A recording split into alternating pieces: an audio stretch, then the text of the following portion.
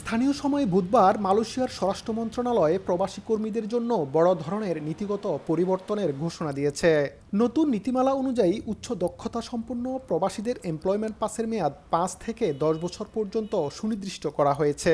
এখন থেকে professional category ১-এর আওতায় ১০ বছর মেয়াদী পাসের জন্য ন্যূনতম বেতন হতে হবে ২০,০০০ রিঙ্গিত। ক্যাটাগরি ২-এর জন্য ১০,০০০ থেকে ১৯,৯৯৯ এবং ক্যাটাগরি ৩-এর জন্য ৫,০০০ থেকে ৯,৯৯৯ রিঙ্গিত বেতন নির্ধারণ করা হয়েছে। সরকার জানিয়েছে, এই সংস্কারের মূল লক্ষ্য মালয়েশীয়দের কর্মসংস্থান নিশ্চিত করা। নির্দিষ্ট সময়সীমা থাকায় নিয়োগকর্তারা এখন থেকে স্থানীয় দক্ষ জনবল তৈরিতে সাকসেশন প্ল্যান গ্রহণ করতে পারবেন। বিশেষ করে প্রফেশনাল ২য় ও ৩য় ক্যাটাগরির ক্ষেত্রে স্থানীয়দের প্রশিক্ষণ দেওয়া বাধ্যতামূলক করা হয়েছে।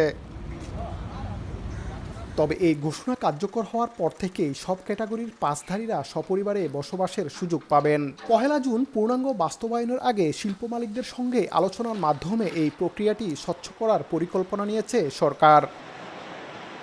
মোহাম্মদ আব্দুল কাদের, সময় সংবাদ, কুয়ালালামপুর, মালয়েশিয়া।